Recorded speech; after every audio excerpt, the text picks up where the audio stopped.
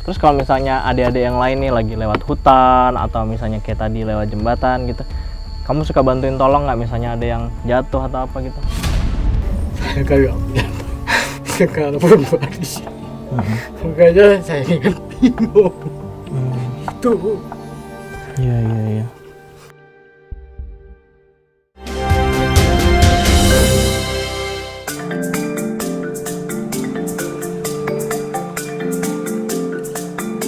Tim Indonesiaku menyambangi Kabupaten Tanggamus di Provinsi Lampung.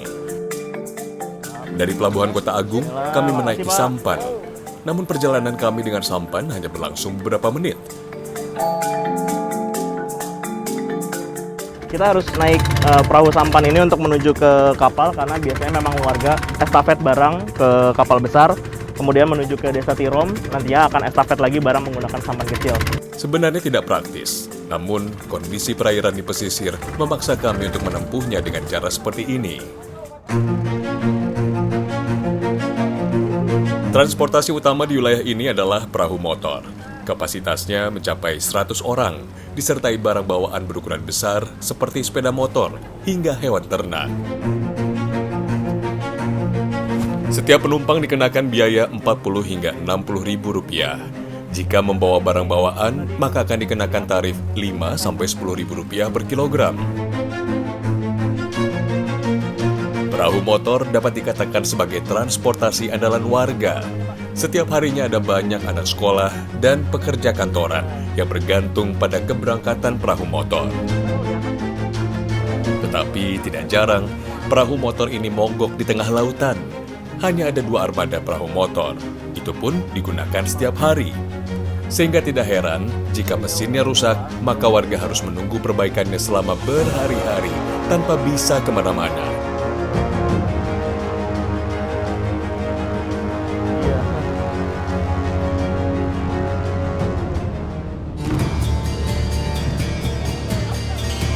Sebenarnya, perjalanan yang kami tempuh hanya 32 km, namun kondisi laut yang tidak stabil memperlambat waktu tempuh kami.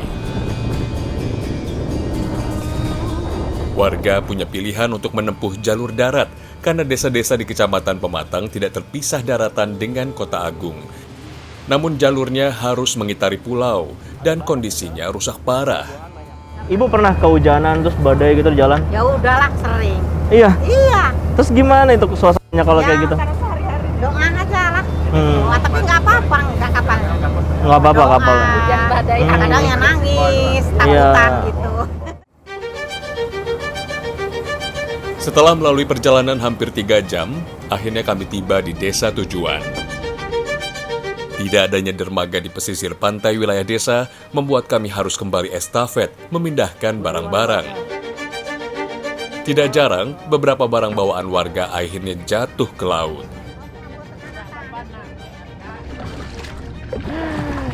Seru banget ya melihat mereka di sini berenang-berenang. Tapi kita beruntung sekali ini tidak disambut oleh badai karena musimnya sebenarnya sedang buruk.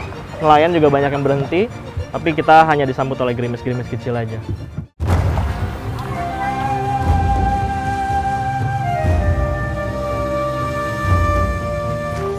Perjalanan tidak berhenti sampai di sini. Area pemukiman tempat Bu Sri tinggal masih jauh dari wilayah pesisir. Karena ini di zona hijau, jadi saya copot masker sama warga yang lainnya juga. Saya akan ikut Bu Sri ke rumah karena kita mau lihat warungnya seperti apa. Sembakonya juga akan mau dibawa ke warung. Sekitar 10 menit katanya kalau naik motor. Bu Sri mengajak saya menggunakan ojek motor. Bagi warga setempat, ongkos mengojek tergolong mahal, sekitar 30 hingga 100 ribu rupiah, tergantung jarak tempuh antar kampung yang dituju. Ada 4 kampung utama dan belasan kampung kecil di sekitarnya yang mencakup wilayah pesisir hingga pegunungan. Beberapa kampung bahkan berada di tengah area hutan yang sulit dijangkau. Kami harus naik turun bukit membawa bahan pokok.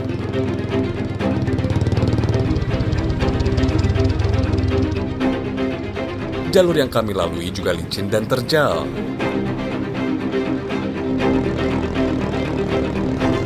Selain Bu Sri, hanya ada 2 hingga 3 orang yang membuka warung. Itu pun di kampung yang berbeda.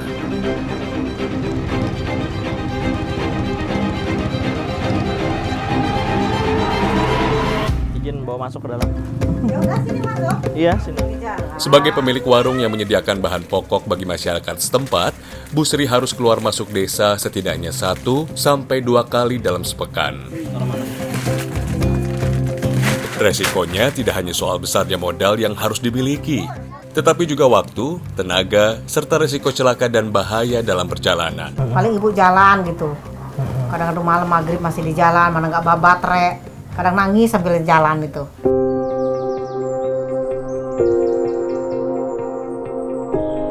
Desa Tirom memiliki potensi sumber daya alam yang luar biasa. Area kebun dan hutan yang begitu luas memberi manfaat besar bagi masyarakat. Salah satunya adalah tanaman nilam yang tidak tumbuh di banyak desa di Indonesia. Menanam nilam memerlukan trik. Tanaman ini walaupun tergolong mudah untuk ditanam ya, tinggal ditancap-tancapkan aja, nanti dia tumbuh sendiri, dan banyak juga yang liar, tapi butuh waktu sekitar 8 bulan sampai bisa tumbuh 30-40 cm. Tanaman nilam terbilang baru di Desa Tirom jika dibandingkan tanaman komoditi lain. Pembudidayaannya secara serius dimulai sekitar 10 tahun lalu. Warga melihat ada nilai jual yang besar jika berkaca dari penjualan minyak nilam di Kota Agung. Namun sayang, ketika warga mulai mengeluarkan modal untuk bibit dan keperluan penanaman baru, harga justru anjlok. Petani merugi dan belum bisa balik modal sampai hari ini. Sejak Taman Nasional berdiri, lahan desa juga jadi terbatas, sementara jumlah penduduk terus bertambah.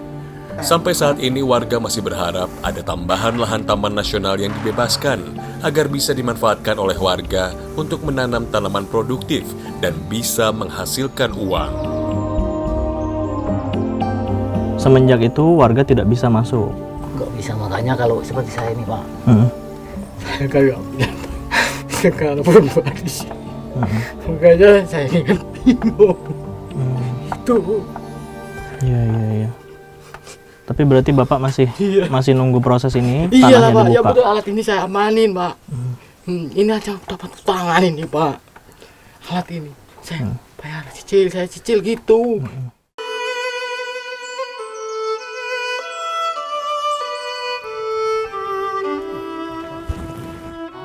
Ada sebidang tanah yang warga harapkan dapat dibuka untuk penanaman nilam baru. Namun secara sah bukan milik masyarakat, melainkan ada di dalam area Taman Nasional Bukit Barisan Selatan. Ya, selama ini area perkebunan warga berbatasan langsung dengan area Taman Nasional.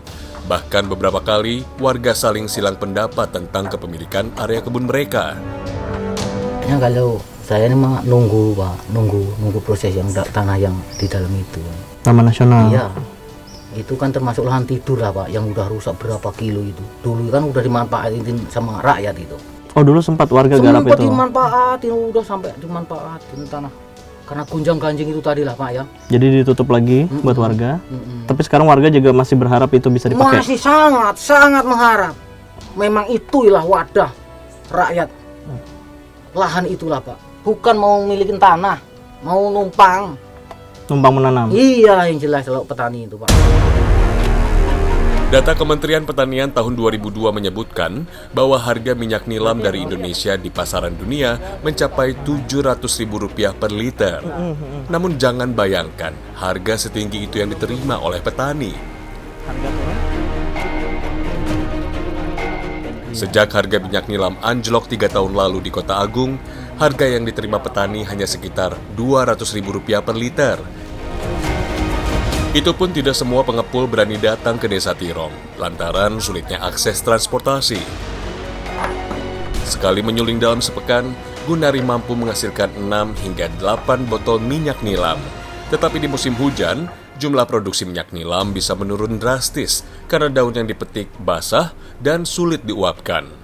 Jadi memang baru beberapa warga yang memanfaatkan nilam. Padahal nilam ini kalau kita tahu potensinya itu salah satu jenis minyak paling mahal di dunia. Itu Betul, Pak. Betul. bahan dari parfum ya. Biasanya diolah di Singapura, diolah di Prancis. Iya. Dan salah satu dari Desa Tirom ini yang akan dijual langsung ke sana. Makanya si Pak Sekdes itu langsung saya rangkul. Tahu dia pembuangannya. Kalau sana sekian, sana sekian. Tinggal nunggu harga naik ya Pak? Iya.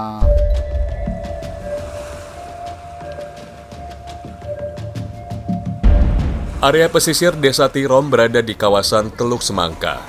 Ombaknya tidak terlalu besar, pasirnya halus dan berwarna putih. Laut di timur Desa Tirom ini berasal dari belasan muara, akhirnya membuat pasang surut laut menjadi begitu ekstrim. Sebagian area yang kami pijak bisa saja hilang ketika air pasang, karena ketinggian air bisa naik lebih dari 2 meter. Potensi hasil laut Desa Tirom sama besarnya dengan perkebunan. Namun di awal tahun seperti ini, angin yang kencang membuat nelayan enggan melaut untuk mencari ikan. Yang bisa warga lakukan hanyalah mencari remis, sejenis kerang yang hidup di batuan dan karang. Nah, saya dapat nih. Ya, kalau ini yang isi, tapi beberapa yang saya dapat sebelumnya ini kosong nih kayak gini.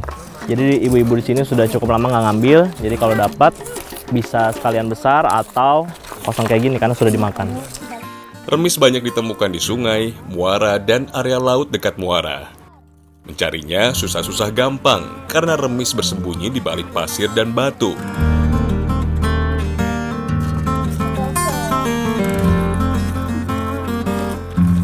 Ini kenapa nggak ibu jual, kan lumayan nih kalau dijual? Ya orang kita cari untuk makan, masa mau dijual. Oh, jadi karena emang nggak terlalu banyak ya nanggung ya buat dijual ya? Remis yang mereka cari tidak pernah ada dalam jumlah banyak.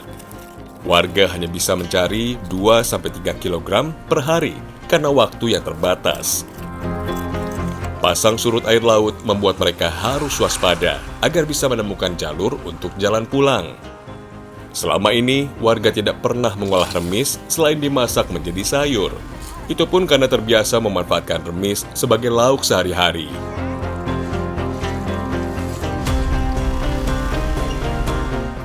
Nah, kalau Pak Jokowi lihat nih, Ibu mau sampein apa sih ke bapak-bapak yang Jakarta nih? Kalau ibu mah cuman hanya minta akses jalan sama lampu, tolonglah dipenerangin gitu aja udah.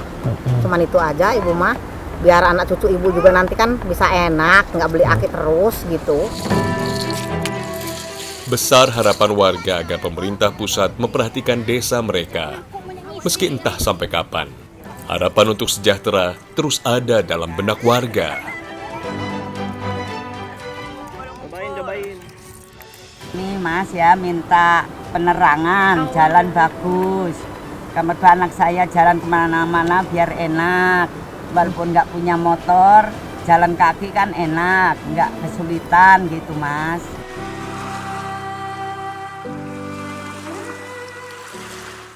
Kesiangan? Kenapa? Ya gara-gara ketiduran malam. Oh, ketiduran. Jadi kamu yang biasanya suka ingetin ke teman-teman. Terus kalau misalnya adik-adik yang lain nih lagi lewat hutan atau misalnya kayak tadi lewat jembatan gitu, kamu suka bantuin tolong nggak misalnya ada yang jatuh atau apa?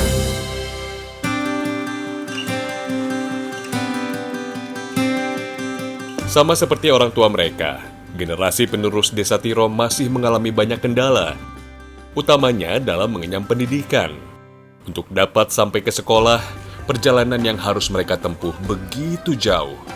Sekitar 1-5 km, tergantung dari kampung mana mereka berasal. Ada belasan anak yang biasa berjalan rombongan dari kampung di pesisir menuju kampung Sugiwaras, tempat sekolah mereka berada. Perjalanan ke sekolah tidak bisa dibilang mudah. Anak-anak lebih sering menemui jalur tanah berbatu dibandingkan jalan rabat. Bahkan anak-anak ini harus menyeberangi sungai melalui sebuah jembatan yang sudah berkali-kali rusak. Jika air sungai sedang naik, permukaan air sungai menyentuh papan-papan kayu di jembatan ini. Saya bisa bilang mereka anak-anak yang hebat sekali karena tanpa didampingi orang tua, harus melalui medan-medan seperti ini. Belum lagi kalau hujan atau misalnya tercebur air, itu bahaya sekali sebenarnya perjalanan ke sekolah. Tapi mudah-mudahan kita bisa cepat sampai karena jaraknya masih jauh kabarnya ke atas bukit.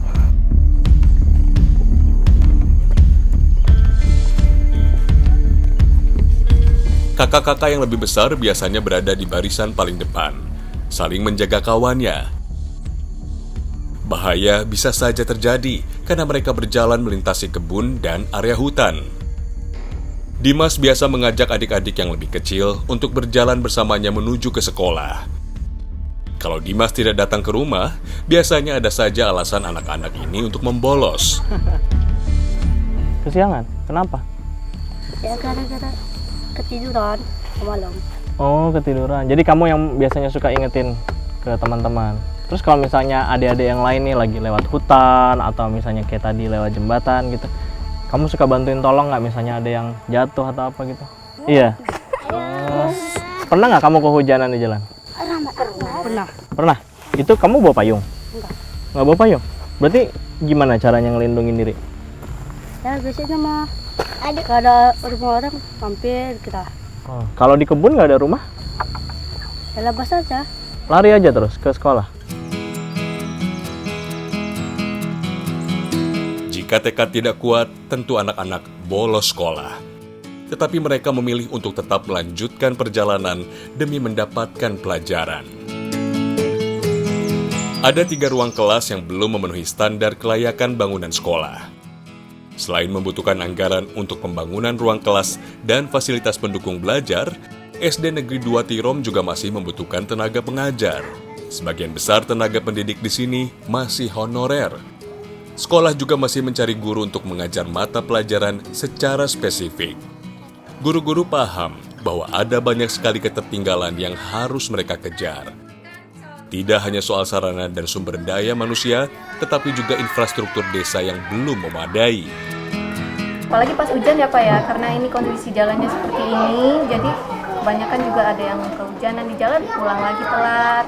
Nah kadang juga malah nggak berangkat karena cuaca tadi Pak. Malah kadang juga ada yang anak-anak tidak pakai sepatu, kurang ketat karena kondisi jalannya kayak gini, kurang memadai Pak. Jadi masih jalan tanah, ya itu tadi tidak bisa dipakai sepatunya. Bisa dipakai sepatu di sini, apalagi di sini sekolahnya juga masih tanah Pak. Murid-murid di kelas Eka dan Eva banyak yang berasal dari kampung pesisir. Mereka memaklumi ada banyak siswa yang akhirnya sering datang terlambat lantaran kondisi perjalanan. Banyak materi yang tertinggal untuk dipelajari, sementara pekerjaan rumah bagi siswa jadi menumpuk. Mereka anak-anak ini saya kasih PR, terus les lah untuk pelajaran tambahan mereka karena mereka biar tidak ketinggalan pelajaran yang karena telat itu. Di rumah Eva tak kunjung istirahat. Ia meluangkan waktu, tenaga, bahkan tempat tinggalnya untuk menyelenggarakan les tambahan bagi anak-anak kelas 1. Terutama bagi siswa yang sering datang terlambat atau tidak masuk sekolah. Ia mengajar membaca, menulis, dan berhitung sebagai dasar bagi murid untuk memahami semua mata pelajaran. Kenapa ibu sama keluarga kok mau ini meluangkan tanahnya, waktunya, biayanya gitu? Karena saya kasihan sama anak-anak. Kalau nggak belajar dari sekarang, kasihan mereka. Nanti kalau untuk masuk ke SD-nya lagi kesulitan gitu.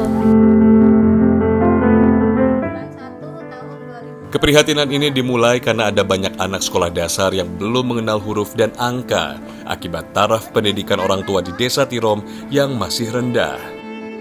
Eva dan suaminya merelakan sebidang tanah untuk membangun PAUD. Mereka masih mengumpulkan sejumlah dana sekaligus mengajukan ke Dinas Pendidikan Kabupaten Tanggamus agar dapat menyelenggarakan PAUD di tanah yang sudah mereka wakafkan. Sampai saat ini mereka belum ada respon. Ya saya berharap mudah-mudahan PAUD ini cepat ya bisa diurus, bisa resmi gitu.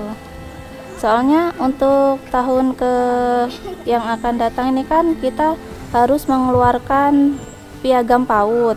Nah kemarin saya sudah konsultasi dengan Dinas Pendidikan, katanya belum bisa membuat piagam PAUD karena belum mempunyai surat izin. Salah satu potensi perkebunan masyarakat Desa Tirom adalah jengkol. Setidaknya, setiap keluarga punya 10 pohon jengkol di pekarangan rumahnya.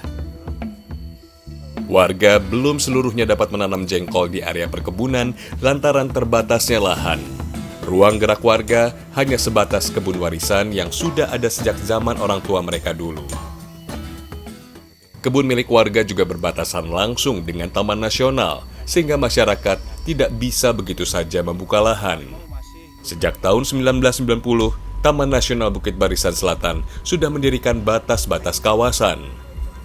Apa yang dulu pernah ditanam oleh warga di lahan itu tak dapat lagi mereka panen. Pohon-pohon yang menjadi warisan nenek moyang kini tidak ada di area kebun mereka. Masyarakat jelas tahu mana batas perkebunan antara sesama warga yang biasanya dibatasi oleh pohon-pohon tertentu.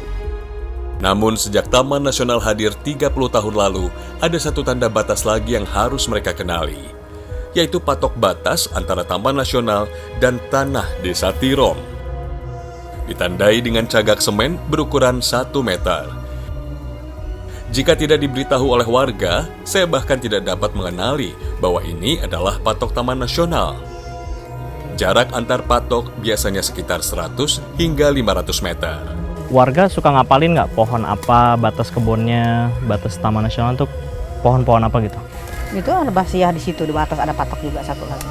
Oh, jadi kalau ibu ngapalinnya itu albasiah ya. Terus? Ini albasiah juga ini kan, cirennya. Nah, yang Taman Nasional mana? Ke sana apa ke sini? Sana. Oh, ke sana. Di kebun keluarga Sri ada beberapa patok. Warga tidak dilibatkan dalam penentuan titik patok.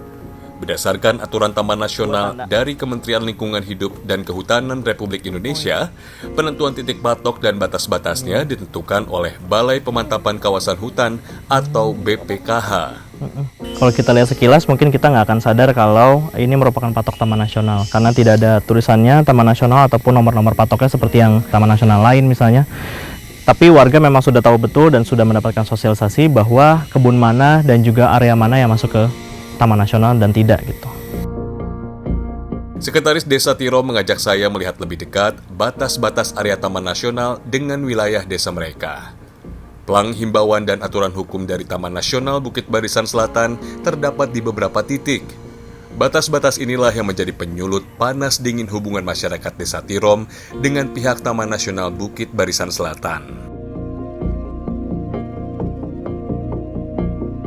Kondisi terakhir baik-baik saja, tapi bukan berarti tidak pernah ada persoalan ya. Dulu sempat terjadi sedikit gesekan. Jadi tadi kami kan di sini komunikasi yang kurang. Jadi dari pihak petugas juga kurang berkomunikasi atas permasalahan yang mereka tuntut. Jadi seringlah terjadi gesekan dulunya, waktu-waktu yang sudah. Tapi untuk saat ini dari perjalanan persoalan itu ya kami coba lebih memahami lah, saling memahami antara petugas dan warga. Saya memperhatikan ada beberapa pohon komoditi yang kini berada di area Taman Nasional seperti kopi dan coklat. Ini membuktikan bahwa area Taman Nasional pernah menjadi lahan garapan warga. Ini memang kerasa banget bedanya ya, karena ini kebun ini masih lumayan terawat, sementara ini semak-semak ini semuanya udah full, tinggi, walaupun ada pohon-pohon kopi juga tapi ya?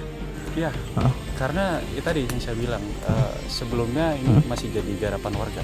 Oh, jadi dulu warga pernah menggarap di kawasan ini? Iya, sempat menggarap dulunya.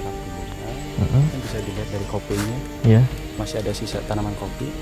Untuk saat ini warga hanya menggarap tanahnya.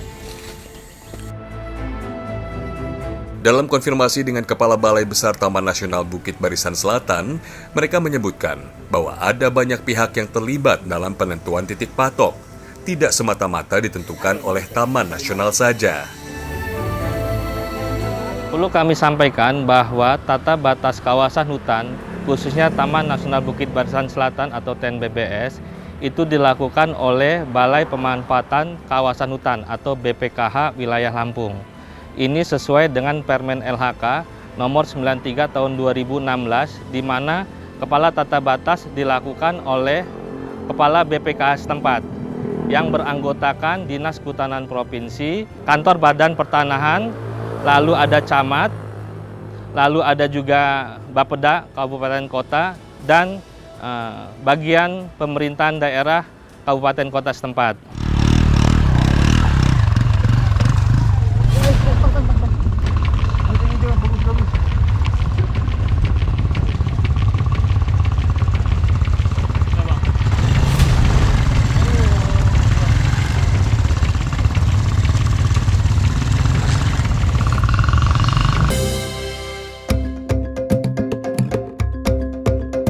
Tak jauh dari area permukiman, warga menanam kopi.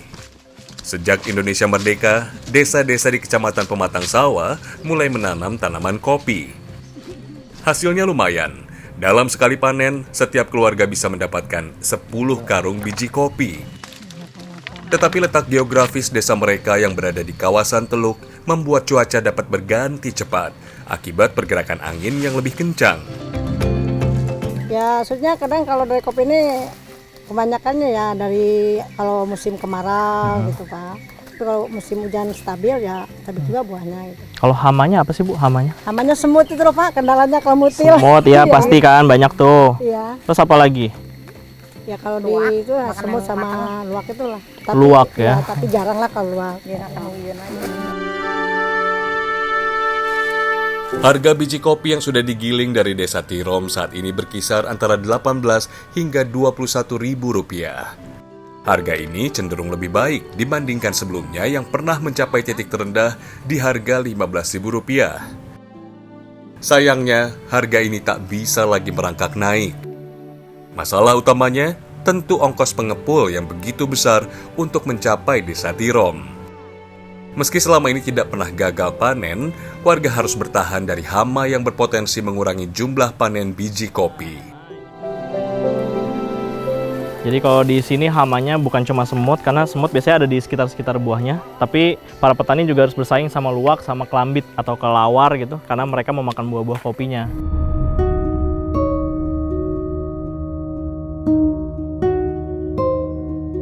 Hampir setiap warga di sini memiliki pohon kopi di area kebun. Setiap rumah tampak menjemur biji kopi di musim panen. Namun pemandangan ini tidak bisa dikaitkan dengan pendapatan yang besar. Setiap hasil bumi yang mereka jual harus mengalami potongan besar akibat kondisi perjalanan dengan ongkos ekstra.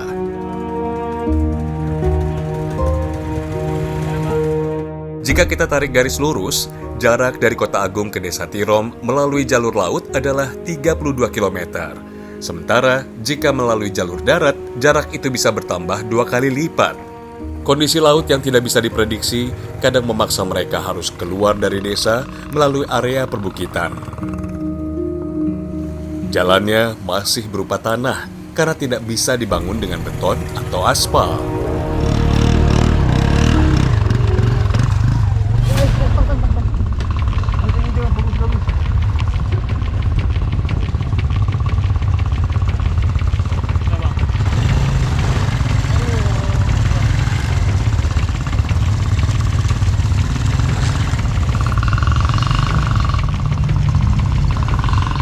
Luar biasa deh, memang perjalanannya hancur banget karena memang bukan jalur yang semestinya dilalui sama warga ya. Ini warga buka jalan sendiri.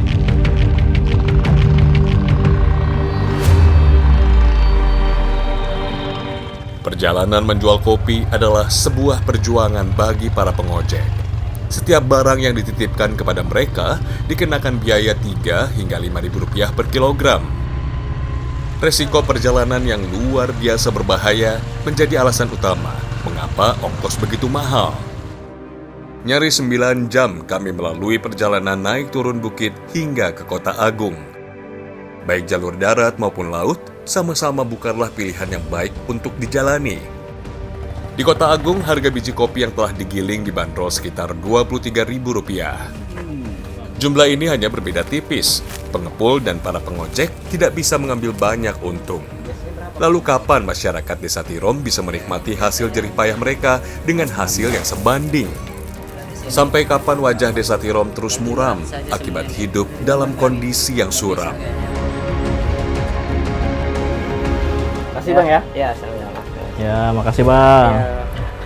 Anda bisa lihat sendiri pemirsa, perjalanannya sangat melelahkan, melintasi belasan kampung, bahkan harus melintasi pesisir pantai. Jadi membuat siapa saja yang hidup di dalamnya serba terbatas dan akhirnya tertinggal.